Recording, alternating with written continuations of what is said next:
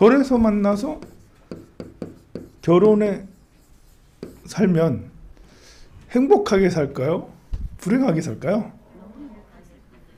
너무 행복할 것 같아요. 네. 절에서 남자 여자가 만났어요. 그리고는 눈이 맞아서 결혼해가지고 한참 지났습니다. 과연 이분들은 행복했을까? 행복하게 살고 있을까 지금도? 네. 이건 케이스 바이 케이스. 정답은 따로 있는 건 아니죠. 그러나 이제 우리가 절에서 인연이라는 게 친구도 뭐 남자친구, 여자친구든 뭐 동성친구든 이성친구든 친구도 절에서 만나서 쭉 인연이 오래오래 가면 좋은 인연이 될 확률이 높을까요? 나쁜 인연이 될 확률이 높을까요? 네, 좋은 인연이 될 확률이 높아요. 높아요. 근데 절에서 만나서 친구가 됐는데도 악연일 때도 있어요. 뭐 저는 그냥 비율로 9대 1 정도, 8대 2 정도? 좋은 인연이 9, 8이라면 악연도 1, 2 정도는 있다. 내가 절에 그 절에 갔더니 꼭 이상하게 한 명이나 두 명이 서로 사이가 안 좋고 자주 부딪히더라. 그런 경우가 있을 수 있죠. 그런데 좋은 친구인 줄 알고 오랫동안 인연을 가졌는데 나중에 등치더라. 오래 지나다 보면 돈도 좀 빌려주기도 하고 동거래는 안 하겠지만 그래도 뭐 아프다는데 좀 빌려달라 하면 또 안 줄 수도 없고 너무 친한데 또 너무 친하다 보니까 서로의 이야기들을 잘 알잖아요. 또 뭐 계속 살다 보면 비밀 같은 것도 서로 공유할 때도 있고 그래 우리 둘이만 하는 얘기인 줄 알았는데 나중에 보니까 다 알더라. 다 알더라. 야 완전 배신감이지. 우리끼리 하는 얘기인데 그걸 어떻게 다른 사람한테 다 그 얘기를 내가 그 얘기를 하고 다녔다고. 황산 스님 정말 나쁜 놈이라고 막 얘기를 하러 다녔대. 막 존경하는 황산 스님을 나쁜 놈이라고 막 얘기하고 다녔다니까 배신감이다. 뭐 이렇게 그런 것처럼 그런데 그런 경우도 있을 수 있죠. 그거는 왜 그럴까? 이거는 업이다. 업장이다. 우리가 살아가면서 이제 절에 다니든 안 다니든 사람들은 이 현실에 살잖아요. 해는 뜨고 해는 지고 돈도 많다가 돈도 없다가 몸도 아팠다가 몸도 건강했다가 사이클이 계속 이렇게 변화되어 가는데 그 삶을 내가 업대로 살아가면 그러면 이제 좋은 인연인 줄 알았던 사람이 악연이 되기도 하고 절에서 기도하다가 만났는데 그때 기도라는 게 하도 만났는데 나중에 지나서 보니까 이혼하거나 아니면 뭐 서로 지긋지긋한 관계가 되거나 이런 경우들도 있다. 그거는 업대로 살았기 때문이다. 그거는 이제 사실 우리가 스님들이 잘못해서 그래. 이게 절에 오면 여러분들한테 가르쳐야 되는 게 있어요. 절은 이제 수행처잖아요. 마음을 바꾸러 오는 거잖아, 절에. 그럼 마음을 바꾸게 해줘야 되잖아. 그럼 일단은 말씨를 곱게 해야 된다고 자꾸 강조를 해야 돼요.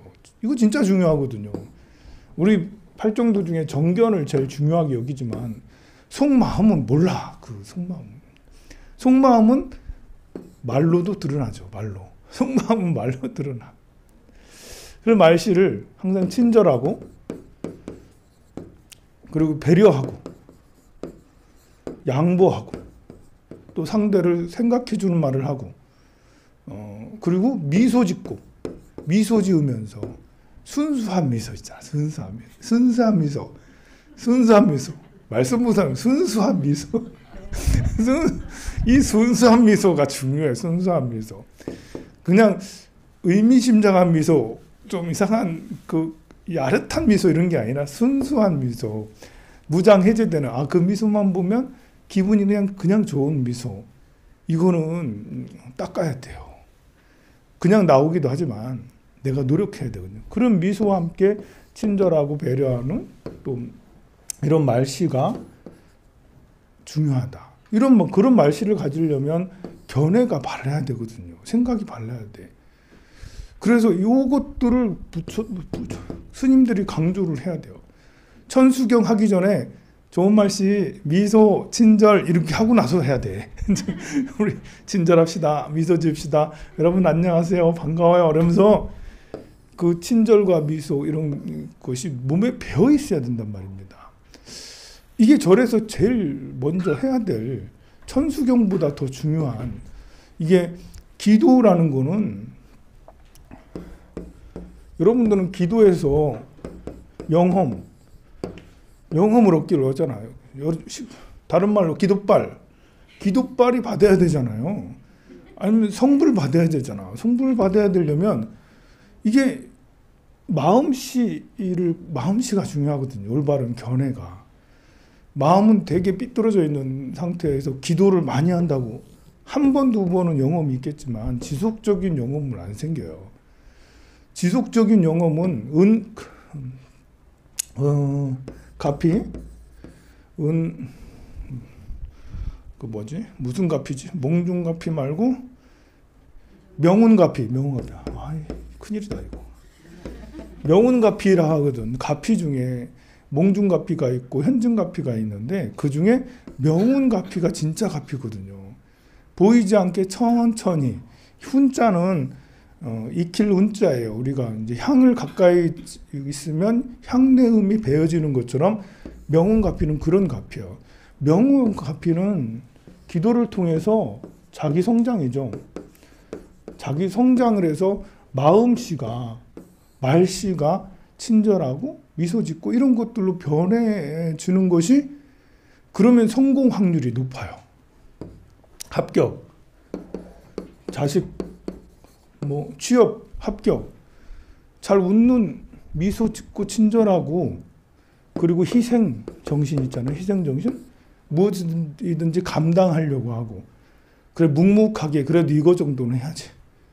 그래 2시간, 3시간 열심히 삽질하고 하는 것들은 그 정도는 해야지. 이런 거 희생, 감수 이런 것들을 마음을 가지면 그런 아이는 저절로 합격되고 저절로 취업이 되거든요. 근데 조금 움직이는 것도 싫어하고 공부하는 것도 싫어하고 이것도 싫어하고 저것도 싫어하고 그러면 안 돼. 이제 기도를 해서 올바른 견해를 가지면 여러분들이 아들, 딸들에게 친절하게 해주잖아. 또 마음이 부드럽고 또 절에 와가지고 배우는 게 많잖아요. 명운가피, 몽중가피, 현증가피 이런 가피들도 배우고 사리자야 색즉시공 공주시색 너는 알란가 색즉시경 공주시색 너는 뭔지 아니? 아들, 딸한테 그런 얘기 해봤어요? 야 색즉시공 공주시색 뭔지 아니?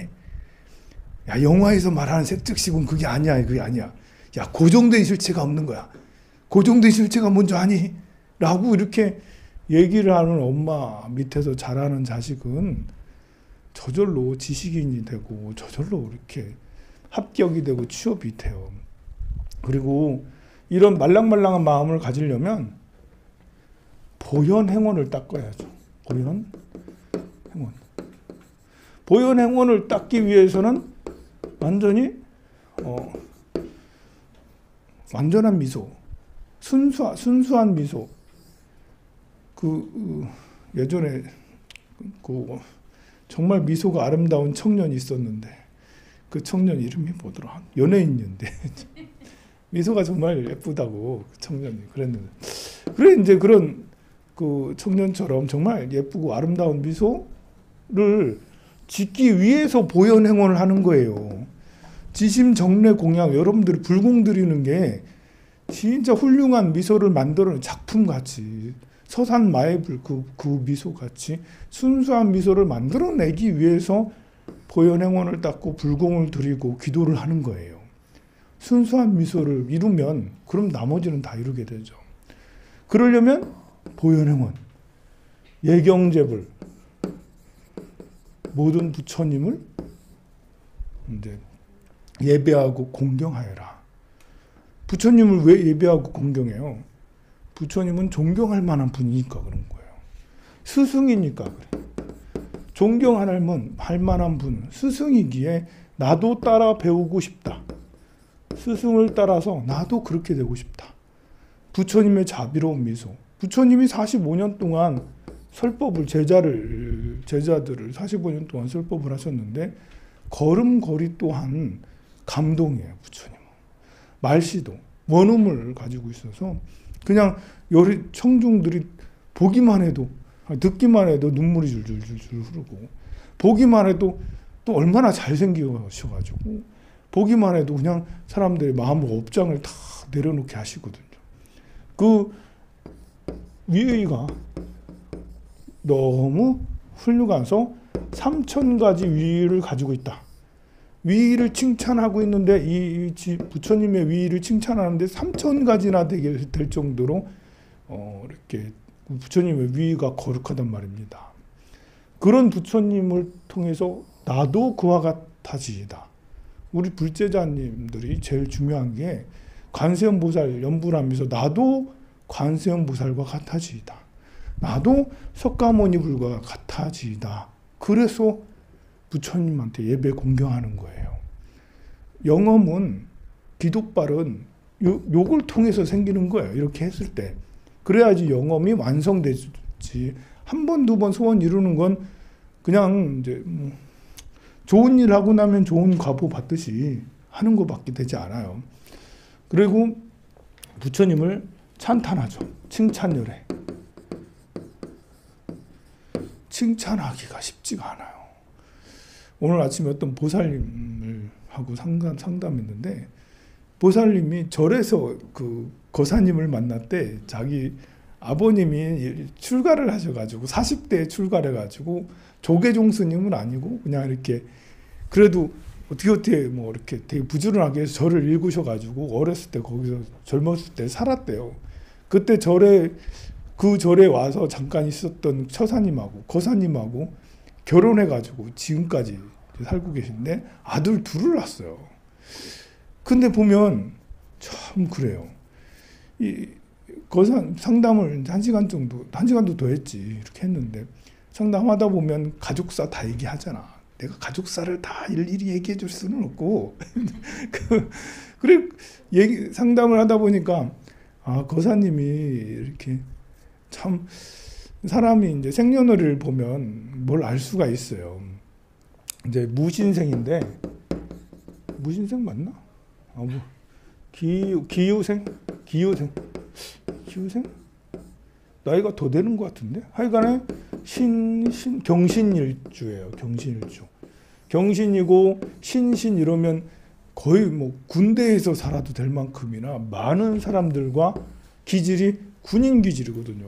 그리고 임신월이었고 그래서 이래 되면 정말 많은 이 지식을 가지고 인격으로 많은 사람들에게 좋은 관계를 갖고 이렇게 하는데 이분이 사람이 싫어서 절에 왔던 거예요. 당시에 젊었을 때 공부하기 위해서 사람이 싫어서기보다는 고시공부 같은 공부하러 절에 왔는데 공부는 안 하고 보살님하고 만나가지고 결혼했지.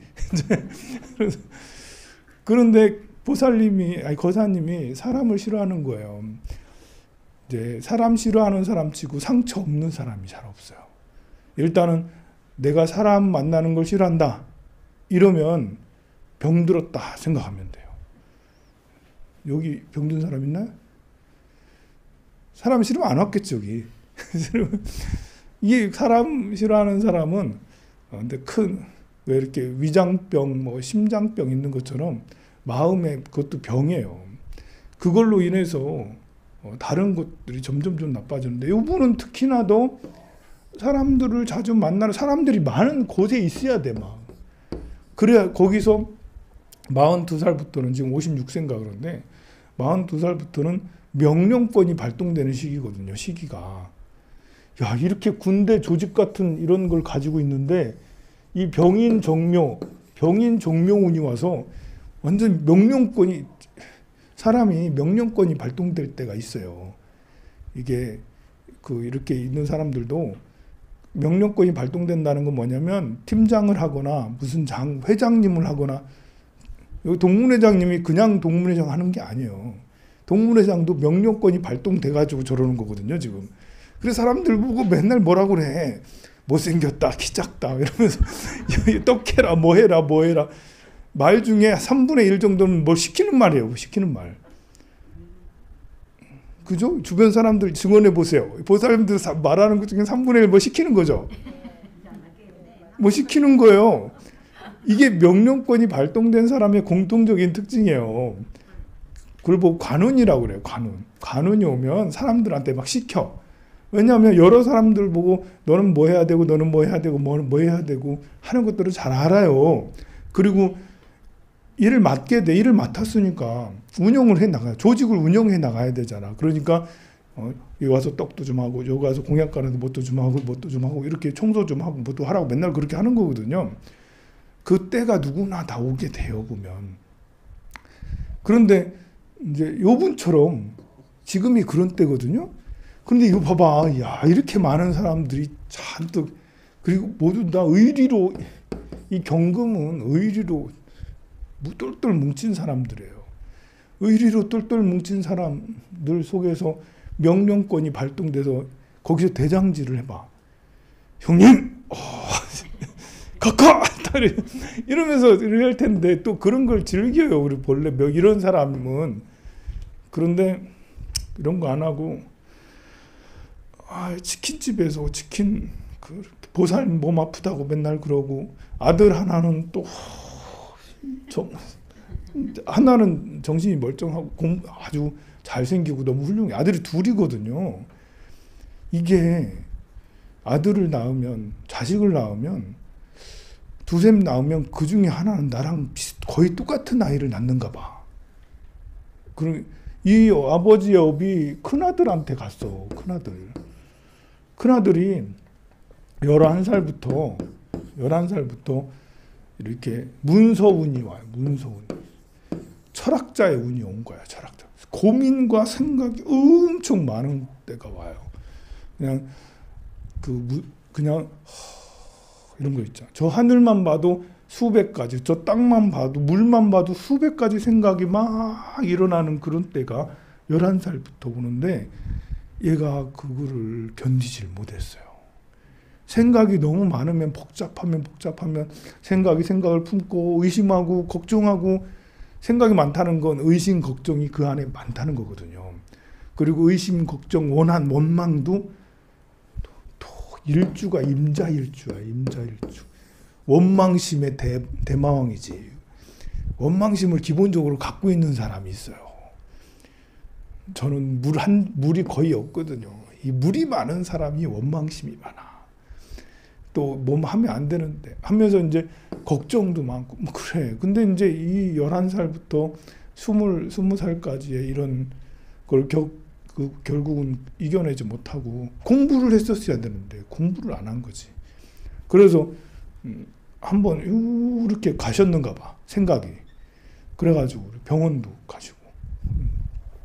그리고 나서는 이제 뭐 지금 근데 하나도 뭘 움직이려고 하지 않는데 집에서 치킨 뭐 이런 거 하면 좀 배달도 좀 하고 좀 굽기도 하고 그러면 되는데 엄마는 맨날 이놈의 자식아 이거 좀 해라 맨날 그래. 요 부모님은 절에서 만나가지고 했는데 이 큰아들은 절이 싫다고 천주교 다니는데 성당 다니면서 이름도 왕근이야. 왕근 강왕근인데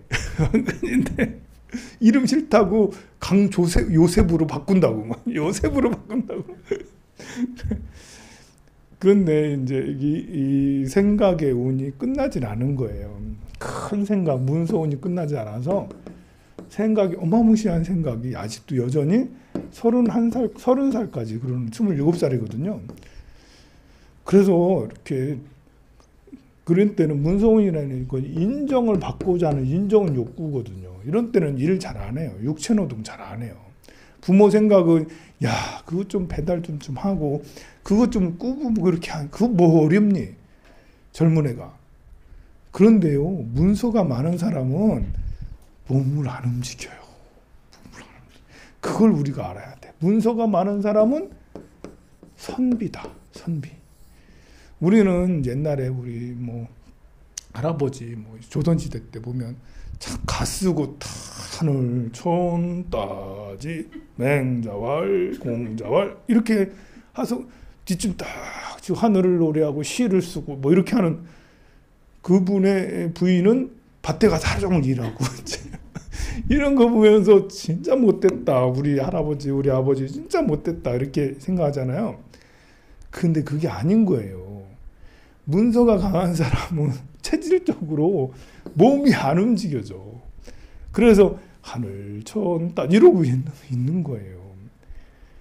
그 아들이 문서가 많은 건 아닌데 문서운, 그것도 강한 문서운이에요. 그래서 일을 시키는 게 아니라 이런 때는 문서운에는 점검하고 출석 체크 같은 거 하고 뭐 이렇게 체크하고 책에다 뭐 쓰는 거 있잖아요. 그래서 야 그러면 사경을 하라고. 사경을 하라고 하려고 했더니 성당 다닌대? 그래도 그러면 성경을 좀 쓰라고, 성경을. 그랬더니 어머니가 하시는 말씀이 얘가 성경을 쓰고 있었대. 그런데 꼴 보기 싫어가지고 쓰지 말라고. 쓰지 말라고. 얘도 자기 살궁리를 하는 거죠. 성경을 쓴다는 건 본인이 문서운이니까 지금 그걸 해야지 심신이 안정이 되고 몸과 마음이 조화를 이루어요. 그런데 어머니가 그 보기 싫다고 일도 안 하고 그러는데 뭘 쓰고 있냐고 하면서 하지 말라고. 이게 이제 이런 걸 알 리는 없지만 이런 걸 알기는 어렵거든요. 근데 어머니가 이제 하시는 행동이 정말 아이를 더 나쁘게 하는 거잖아요. 이게 꼭 해야 돼 이런 거 책을 읽든지 글을 쓰든지 이렇게 해야 돼. 그래야지 살 수 있어. 그리고 이제 이런 그 문서운에는 인정 욕구가 엄청 발달되거든요. 그래서 예쁘다, 잘생겼다, 너는 내 아들이다 이름 부르면서 왕그라 너는 어떻게 이렇게 잘생겼니? 왜 이렇게 훌륭하니? 그렇게 하라 했더니 하나도 잘생기긴 했는데 하는 꼴을 보면 그렇게 얘기를 할 수가 없다라는 거야. 무슨 어떻게 스님 그런 말을 하냐고. 근데 그리고 자기가 그렇게 잘생겼죠? 저 괜찮죠? 자기가 또 자기를 그렇게 자화자찬을 한데 이 문서운이니까 그런 거예요. 문서운이면 인정받고 싶으니까 아무도 얘가 이렇게 좀 그러니까 사회에 나가서도 인정을 별로 해주는 사람이 없고 집에서도 어머니가 또 이렇게 절에서 오래 살았긴 했는데 그 공부는 전혀 안 하고 지금은 절도 잘 안 다니고 그러고 있다 보니까요. 말만 하면 독서를 퍼붓듯이 하는 거예요. 이렇게 뭐 칭찬할 게 뭐 있냐고 하는 뭐 이렇게 말씀하시니까 그게 아니거든요. 칭찬은 그냥 그 존재 자체를 칭찬하는 거거든요. 존재 자체를 아무것도 안 하고 그냥 누워서 잠자고 그러도 어떻게 그렇게 잠자는 것도 예쁘니 너는? 이러면서 존재 그 자체를 칭찬해야 되거든요. 밥 먹는 것도 야 너는 어떻게 이렇게 밥 먹는 것도 예쁘니? 너는 어떻게 잠자는 것도 예쁘니? 어떻게 그냥 허름만 입어도 야 넌 티만 입어도 잘 어울려 야 이러면서 면티만 입어도 그렇게 잘 꾸깃꾸깃 안 입으면 옷 입어도 보통 꾸깃꾸깃 안 입으면 옷 입고 여기 뭐 묻고 그러면 여러분들이 야 칠칠맞게 그게 뭐니 좀 옷 좀 갈아입고 와 이렇게 하잖아요. 야 너는 꾸겨진 옷도 잘 어울린다. 야 여기 다 묻었어도 야 그 묻은 것도 괜찮은데 이러면서 이제 우리의 칭찬의 가장 기본 원칙은 존재 그 자체를 칭찬하는 거예요. 존재 그 자체가 아름답고 예쁜 거예요. 살아있는 생명은 다 행복하여라. 살아있는 생명은 다 완전하여라. 다 완전해요 이미. 더러운 몸이든 뭐 하든 얘가 3일째 안 씻어가지고 몸에 풀풀 냄새가 나도 야 너는 3일째 안 씻었는데 냄새가 이거밖에 안 되냐. 너는 신선의 자질이 있구나.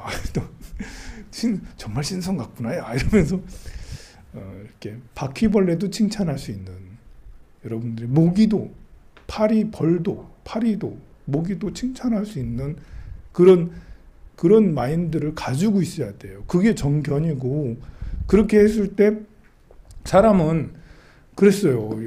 인정 욕구가 제일 강한 이런 때 이 칭찬에 목말라 가지고 그래서 이거는 경우 폭 넘어져 가지고 일어서질 못하고 있는 아이거든요. 그 사회에 적응도 못하고 아무것도 못하고 있잖아. 그러면 이럴 때일수록 그냥 눈을 깜빡만 해도 너는 눈 깜빡이는 것만 해도 진짜 잘생겼다 야 너는 예쁘다 야 이러면서 알아주고 인정해주고 잔소리 하지 말고 그러면 안 돼 이러지 말고 왜 이렇게 더럽니 이런 거 하지 말고 야 밥 좀 먹어라 치우고 좀 살아라 치우고 이런 거 하지 말고 안 치워도 좋다 이러면서 그래서 좀 정신도 차리고 성경도 열심히 사경해가지고 좀 문서 이것도 쓰고 그래 하라고 했는데 어머니가 알아들으셨는지. 그래서 부처님을 칭찬하는 칭찬열에 진짜 부처님한테 우리 부처님한테 배우는 건 그거예요.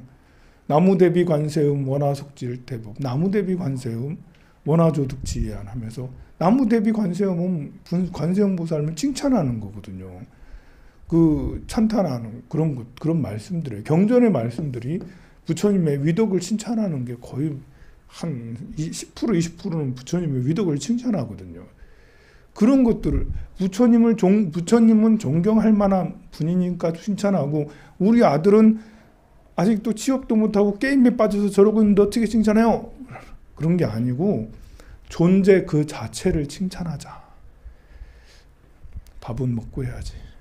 그 공양 시간이 됐네요. 네, 성불하세요.